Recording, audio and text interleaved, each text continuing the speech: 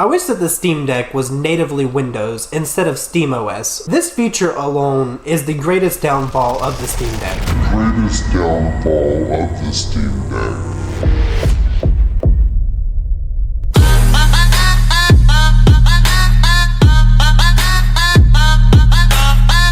3 months ago, I discussed my thoughts on the out-of-box experience with the Steam Deck.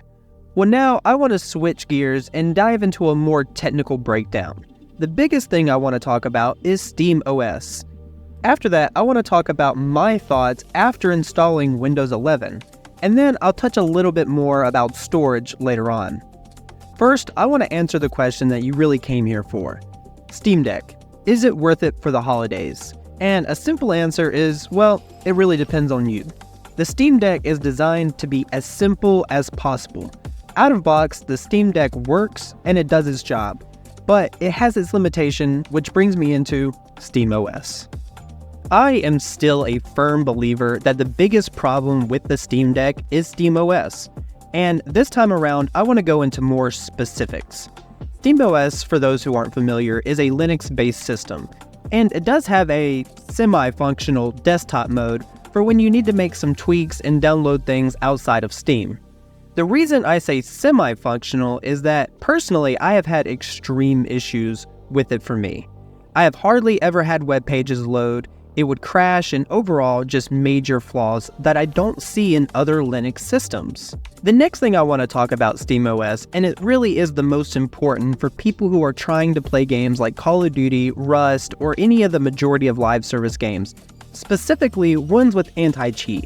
Linux does not support anti-cheat, so a lot of these games just don't work. This is also true about other games that require a secondary launcher like Battle.net or Epic Games. But again, I am speaking about the out-of-box experience. You can download these launchers, and there are plenty of videos that break down how.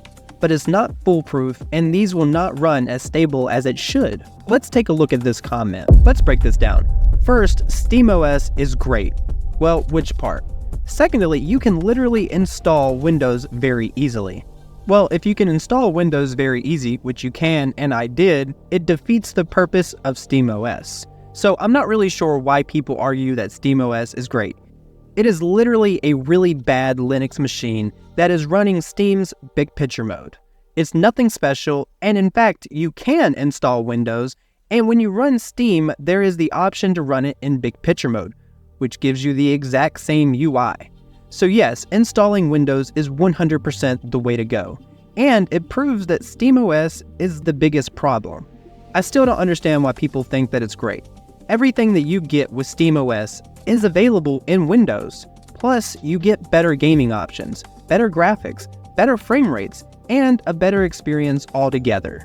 We are all entitled to our opinions, but people who think that Windows isn't as good as SteamOS, well, you're just wrong. So with that being said, for those who are okay with tinkering, installing Windows 11 changed how I use the Steam Deck entirely.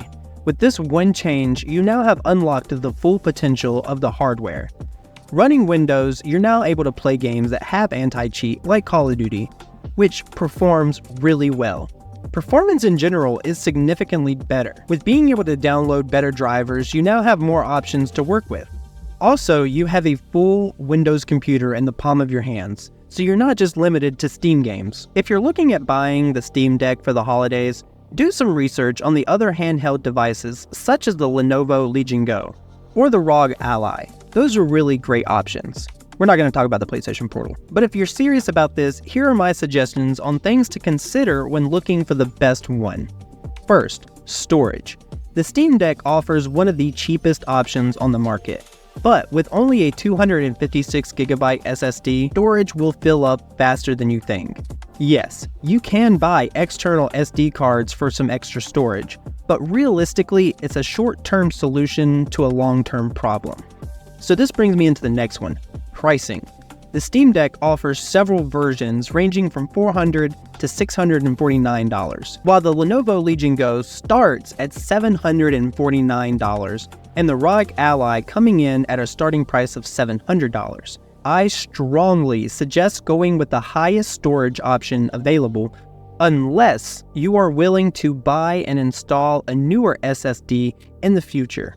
which reinstalling the OS can be a little daunting if you're not familiar with it. So third, what will your main use be?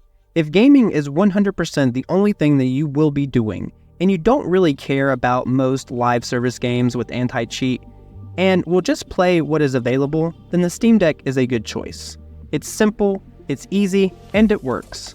But if you're looking for something a little bit more advanced, with the capability of having a Windows computer in your pocket, other options like the Legion Go are better out of box. But if you're a hobbyist and you like to dabble, it really doesn't matter what you get because you're gonna make it what you want anyway. But folks, that wraps up this video today, so I hope you found this information helpful, and if you did, don't forget to smash that like button and subscribe if you haven't already, and turn on notifications so you never miss a video.